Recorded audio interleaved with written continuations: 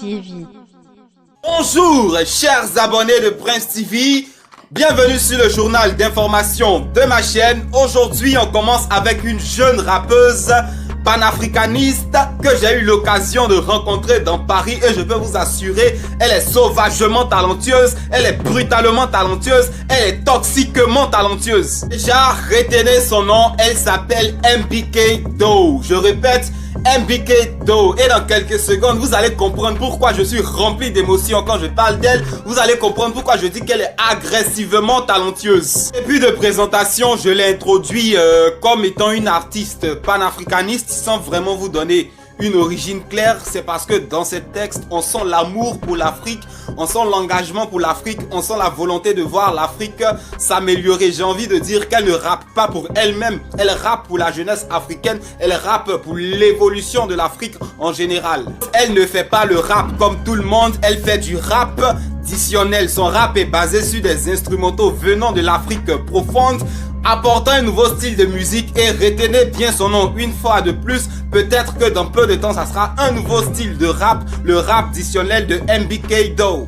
Une très large culture musicale qui fait sa force, elle a une très large connaissance de l'Afrique et de par ses propos, j'ai pu comprendre qu'elle a inspiré de grands hommes qui militent pour la jeunesse africaine.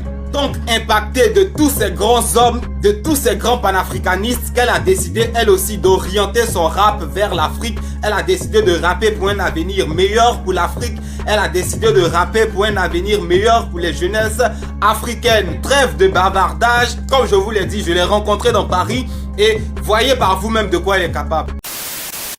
C'est pas du rap, c'est du rap additionnel. C'est MBK Doe. Yeah. Écoute. Hey, ce que tu ne prends pas, tu ne l'auras pas. Ce que tu n'apprends pas, tu ne sauras pas. Nous les noirs, ce qu'on ne fait pas, on ne l'aura pas. Je te dis qu'on ne l'aura pas. Beaucoup de chocs dès le matin. Si tout est l'ordre, j'y suis pour rien. Beaucoup de projets, mais tu ne fais rien. On dirait que t'es né pour rien. À laisser les amours, laisser les sorors, laisser les marabouts, laisser les coros, laisser les amours, laisser les sorors. Je vous dis qu'ils y sont pour rien. Jeunesse africaine, on a du boulot. On ferait mieux de le faire au boulot avant d'arriver au bout du rouleau. Quand on est ensemble, y'a jamais photo. Ah, ballon, je flow, lolo. J'ai plusieurs voix pour moi, solo, lolo. J'ai plusieurs voix pour moi, solo, lolo. Pour un temps, je fire, gros, il faut lolo. Ah, il faut lolo. Il faut lolo. Ah, ouh, il faut lolo. Il faut lolo, gros, il faut lolo. Hey, c'est MBK Doe. Ici avec Prince. Petit freestyle, yeah. Oubliez pas le nom, c'est MBK Doe. C'est du rap additionnel. Thank you very much. Voilà, comme vous avez pu le constater vous-même, elle est pétrie de talent, elle est remplie, franchement, elle a les punchlines, elle déborde de talent. Et dans quelques heures, je crois bien qu'elle va sortir son nouveau projet rap additionnel qui sera une longue série, hors série. Vous aurez le temps de découvrir. D'ici là, abonnez-vous massivement à son compte Facebook, abonnez-vous massivement à son compte Twitter, Instagram, Facebook. Suivez-la parce que bientôt vous entendrez parler d'elle. Soyez parmi les premiers qui la suivront avant que ça n'explose. Franchement, abonnez-vous massivement. On continue. Prince TV. On poursuit maintenant avec Dadju, ou si vous voulez le Prince Daj, qui, comme vous avez pu le constater dans le titre et ou dans la miniature, a des envies d'arrêter sa carrière de chanteur, a des envies de poser le micro et de passer à autre chose. Faut déjà signaler que cette envie ne date pas d'hier parce que déjà début décembre 2018, Dadju s'était livré dans une interview où il avait annoncé que voilà, il comptait pas être là dans 10-15 ans en train de faire son 7e ou son 8e album. Il n'y voyait pas l'intérêt. Il avait d'autres projets, de voyager avec sa famille. Il n'avait pas envie que sa fille connaisse son métier, du genre que sa fille sache en grandissant que son père est chanteur. Il avait vraiment envie de voyager, de créer d'autres business qui vont lui rapporter de l'argent. plutôt que de rester là à chanter, à vieillir aux yeux des mélomanes qui peut-être à un moment donné vont lui dire dégage, on préfère telle personne, on préfère tel autre artiste. Et voilà, ça c'était l'argument de Dadju à l'époque. Déjà moi j'avais déjà pris connaissance de cette interview, mais je me suis dit voilà, il parle juste comme ça. Dadju ne peut pas partir du jour au lendemain. Et tout récemment encore, Dadju a réenchéri son idée, sa volonté, son désir, j'ai envie de dire, de quitter le monde de la musique. Alors que son album Gentleman 2.0 vient à peine de franchir le cap de 6 fois Dix de platine, il a une fois de plus annoncé, sinon subtilement manifesté son désir de se retirer de la scène, son désir de quitter la musique. Alors là, c'est moins explicite que la première fois, mais vous allez comprendre. Je vous laisse écouter ce petit passage et on revient. On m'a dit que l'album était à 600 000 albums. Wesh. 6 fois platine, j'attendais pas tout ça. Premier album, mais on est déjà à 6 fois platine, c'est un truc de ouf. Donc voilà, je tenais vraiment à vous remercier pour ça. Ça veut pas dire que je disparais. J'ai collaboré avec beaucoup d'artistes en France et ailleurs. Donc il y a beaucoup de feats qui vont sortir, mais personnellement pour moi, en solo, avant un petit moment, il y aura plus de clips. Donc jusqu'au prochain projet, que ce soit un album ou autre chose. Donc voilà, je tenais vraiment à vous remercier pour ça. J'ai vraiment le meilleur public du monde. Je le signe sur un papier. Merci énormément. Voilà, comme vous avez pu l'entendre, déjà Dadju se dit surpris d'être à 6 fois Dix de platine avec son album Gentleman 2.0. Voilà, beaucoup l'ont connu avec le titre Reine en 2017, mais faut avouer qu'il chante depuis, voilà, il était un membre du groupe Shinsekai, je sais pas, déjà 3 ans, 4, je sais même pas, je vais dire 2 ans de carrière propre, il veut déjà se retirer. Moi, franchement, ça m'étonne. MHD a voulu se retirer. Caris, la dernière fois, il a annoncé que dans 5 ou 6 ans, il va se retirer. Maintenant, c'est Dadju qui est subtilement en train de se retirer parce que ses propos ont été clairs. Il n'y aura pas d'album, il veut se retirer, même s'il y aura quelques petits featuring. Mais personnellement, il a envie de se retirer. Je comprends pas. Pendant que beaucoup de jeunes sont en train de batailler pour rentrer dans la musique, les grosses têtes telles que MHD, telles que Caris, telles que Dadju, veulent se retirer, ils veulent quitter la lumière, ils veulent quitter la scène. On comprend pas ce qu'il y a dans ce milieu. Bon, franchement, on attend de voir si Dadju va vraiment se retirer. De base, il avait dit dans 5 ans et là, il est en train de se retirer déjà. On comprend pas ce qui arrive. Mais bon, on verra avec le temps. On continue. Prince TV. Direction la Côte d'Ivoire maintenant, où le numéro 1 du coupé décalé, DJ Arafat, le Yoruba Virus Sama Daishin Khan, est présentement très en colère contre l'un de ses collègues, en l'occurrence Tiesco le Sultan. Alors, il y a peu de temps, Arafat avait posté sur son compte Instagram une vidéo de lui en train de menacer sévèrement Tiesco le Sultan qui était inactif, qui n'arrivait pas à réagir. Après, Tiesco s'est justifié comme quoi ils étaient plus nombreux, c'est pourquoi j'ai pas réagi. C'est compréhensible.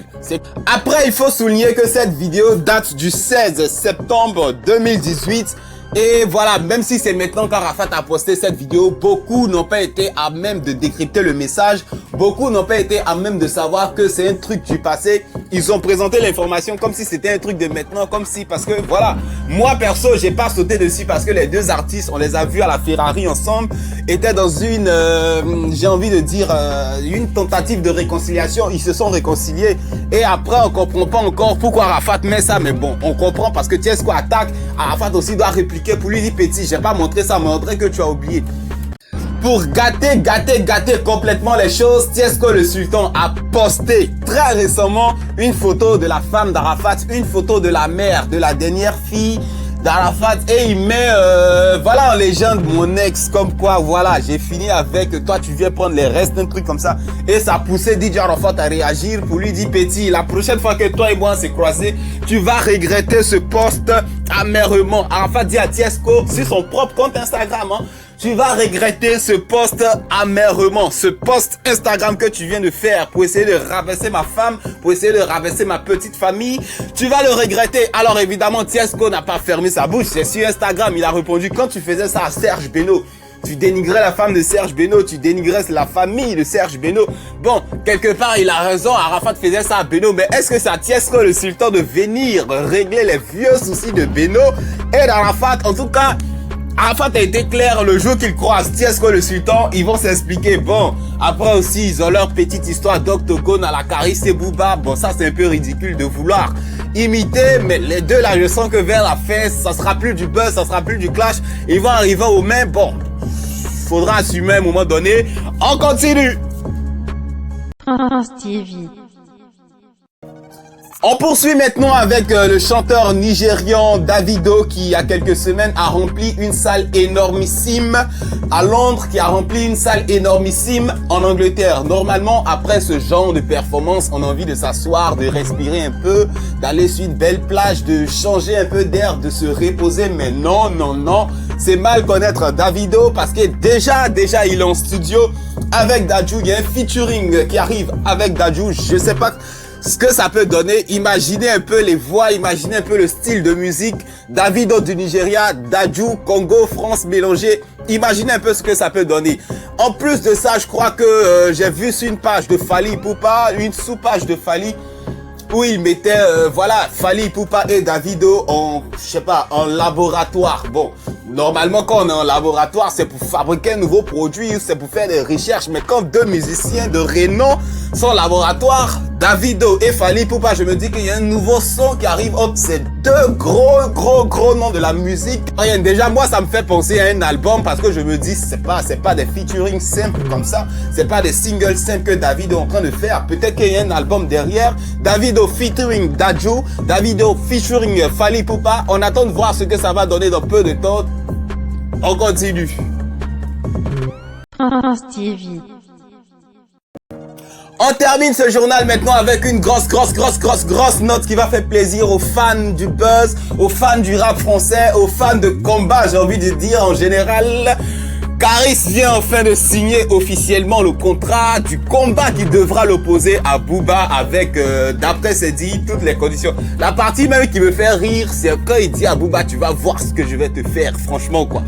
Mais non, franchement. Alors on attend que Booba signe selon ce que on a pu entendre hein, des propos de Caris. Le combat se tiendra en juin 2019 évidemment.